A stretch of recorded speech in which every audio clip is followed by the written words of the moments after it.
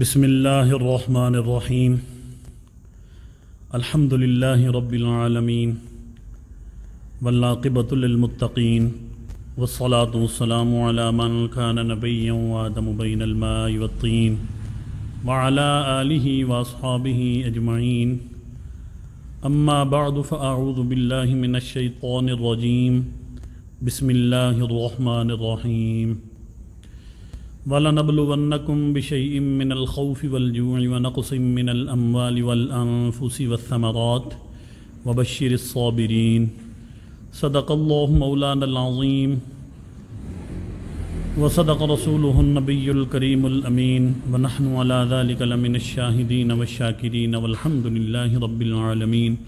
فقد قال اللہ تبارک وتعالی فی شان حبیبہ فی القرآن المجید والفرقان الحمید ان اللہ وملائکتہ یصلون علی النبی یا ایہا الذین آمنوا صلوا علیہ وسلموا تسلیما الصلاۃ والسلام علیک یا سیدی یا رسول اللہ وعلی آلک واصحابک یا سیدی یا حبیب اللہ الصلاۃ والسلام علیک یا سیدی یا رسول اللہ وعلی آلک واصحابک یا سیدی یا حبیب اللہ۔ سید نے کربلا میں وعدے نبھا دیے ہیں، سید نے کربلا میں وعدے نبھا دیے ہیں، دین محمدی کے گلشن کھلا دیے ہیں، اور بولے حسین مولا مولا تیری رضا کی خاطر، بولے حسین مولا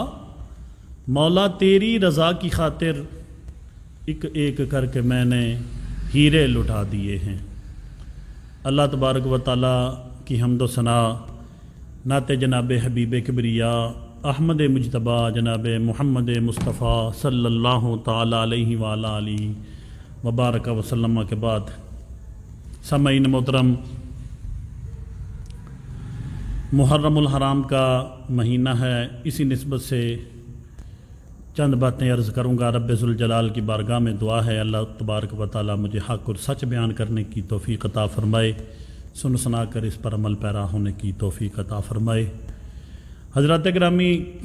سامعین محترم، اللہ تبارک و تعالیٰ نے قرآن پاک کے اندر ارشاد فرمایا وَلَنَبْلُوَنَّكُمْ بِشَيْءٍ مِّنَ الْخَوْفِ، ضرور بھی ضرور ہم تم کو آزمائیں گے،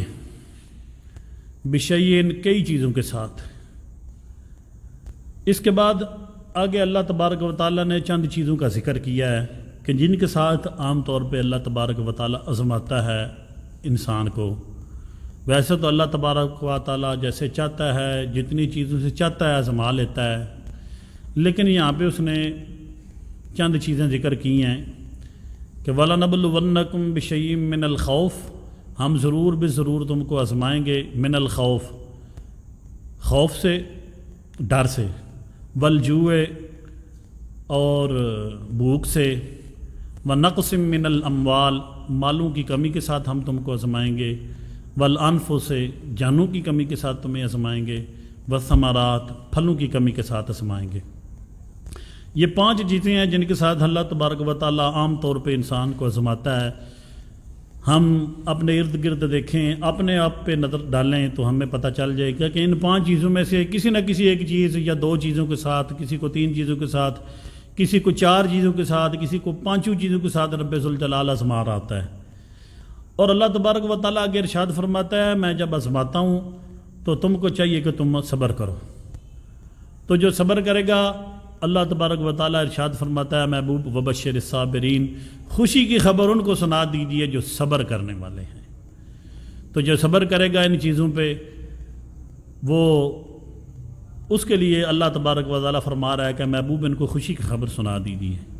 لیکن صبر کرنے والا جو ہے اس کا ہمیں کیسے پتہ چلے گا کہ یہ آدمی صبر کرنے والا ہے،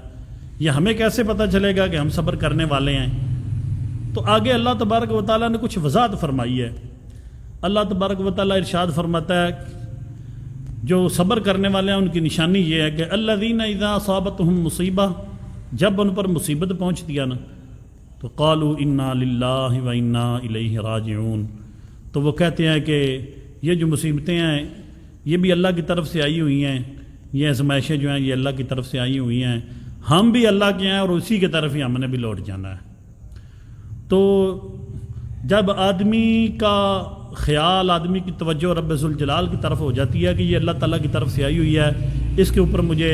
واہ ویلا نہیں کرنا چاہیے، اس کے اوپر مجھے بے صبری کا مظاہرہ نہیں کرنا چاہیے، تماچے نہیں مارنا چاہیے منہ پہ، جیسا کہ عام طور پر لوگ کرتے ہیں، سینہ کو بھی کرتے ہیں، نوئے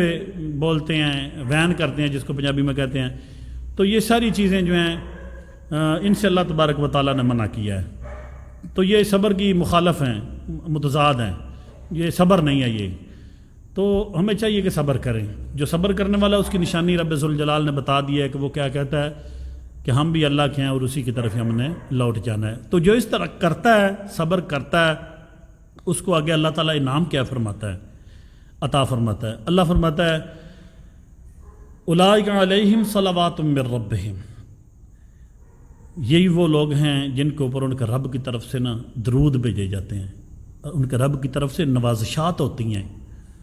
وَأُولَئِكَ هُمُ الْمُهْتَدُونَ، اور یہی لوگ ہیں جو اپنے رب کی طرف سے ہدایت یافتہ ہیں۔ تو اللہ تبارک و تعالیٰ نے ان کو نوازشات ان پہ کرنا یہ انعام کیا، اور دوسرا ہدایت یافتہ ان کو فرمایا، تو یہ بہت بڑا انعام ہے۔ تو امام علی مقام یہ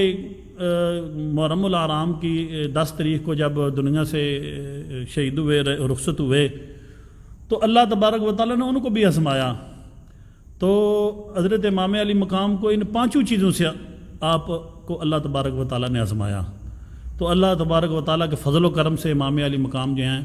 یہ ان 5 آزمائشوں کے اندر جو ہیں وہ کامیاب ہوئے۔ تو اللہ تبارک و تعالیٰ نے ان کو اعلیٰ درجہ جو ہے وہ عطا کیا، جن کو آج ہم سید الشہداء بھی کہتے ہیں۔ تو امام علی مقام اس دنیا سے رخصت ہوئے، ہم ان کا ذکر کرتے ہیں اس مہینے کے اندر، لیکن امام علی مقام جو ہمیں فکر دے کے گئے ہیں، ہمیں چاہیے کہ ہم اس فکر کو بھی اپنائیں۔ دیکھیں، جس وقت امام علی مقام دنیا سے جا رہے تھے، جمعہ کے دن تھا، محرم الحرام کی 10 تاریخ تھی، جمعہ کا ہی ٹائم تھا، جس وقت آپ کی شہادت ہوئی، اس وقت روئے زمین کے اوپر کوئی انسان اس طرح کا نہ تھا جس کی قیمت امام علی مقام کی قیمت کے برابر ہوتی۔ کوئی جان اتنی قیمتی نہیں تھی جس کی قیمت امام علی مقام کی قیمت کے برابر ہوتی۔ گویا سب سے قیمتی انسان امام علی مقام تھے، اور سب سے قیمتی جان بھی امام علی مقام کی تھی، لیکن امام علی مقام نے اپنا آپ کٹوا دیا۔ امام علی مقام نے اپنا سارے کا سارا کنبہ جو ہے وہ بھی کٹوا دیا، لٹوا دیا، لیکن ہمیں انہوں نے جو فکر دی، جو درس دیا، وہ کیا دیا؟ وہ یہ ہے کہ جس وقت اللہ تبارک و تعالیٰ کے دین کے اوپر مشکل وقت آ جائے، دین پہ آزمائش کا وقت آ جائے، تو اس وقت انسان کو چاہیے کہ اپنا سب کچھ اس دین پہ لٹا دے۔ اور بتا رہے ہیں کہ جس وقت میں دنیا سے جا رہا ہوں، مجھ سے زیادہ قیمتی کوئی انسان نہیں، مجھ سے زیادہ قیمتی کوئی جان نہیں، لیکن میں تمہیں یہ بتا رہا ہوں کہ میری قیمت پھر بھی کم ہے، اللہ کے دین کی قیمت پھر بھی زیادہ ہے۔ تو ہمیں چاہیے کہ جب بھی ہمارے اوپر کوئی مشکل وقت آئے دین کے اوپر، ہمارے ایمان کے اوپر، تو ہمیں چاہیے کہ اپنے اللہ کے حکم کے مطابق ہم اس پہ قائم ہو جائیں۔ کہیں یہ نہ ہو کہ ہم شیطان کے وسوسے میں آ کے اپنے دین کو، اپنے ایمان کو ضائع کر بیٹھیں، کسی ظالم کی حمایت کر بیٹھیں، کسی جو دین کے خلاف چلنے والا ہے اس کی حمایت کر بیٹھیں، اس کے ساتھ کھڑے ہو جائیں۔ تو امام علی مقام جو ہمیں فکر دے رہے ہیں وہ یہ دے رہے ہیں کہ اگر دین کے خلاف کام ہو رہا ہو تو تمہیں چاہیے کہ تم ان کے ساتھ کھڑے نہ ہو، اور اگر عزیمت کا رستہ اپناؤ تو اس کے خلاف کھڑے ہو جاؤ۔ یہ امام علی مقام کی فکر ہے۔ ہم سب لوگ ذکر کرتے ہیں امام علی مقام کا، تو دعا ہے کہ رب ذوالجلال ہمارے اس ذکر کو قبول فرمائے اور ہمیں فکر حسین بھی عطا فرمائے، تاکہ ہم اس پہ عمل کر کے اپنی دنیا کو بھی بہتر بنائیں، اپنی آخرت کو بھی بہتر بنائیں۔ اللہ تبارک و تعالی ہمارا بولنا سننا اپنی بارگاہ میں قبول فرما کے ہم سب کے لیے ذریعہ نجات بنائے۔ وآخر دعوانا ان الحمد للہ رب العالمین۔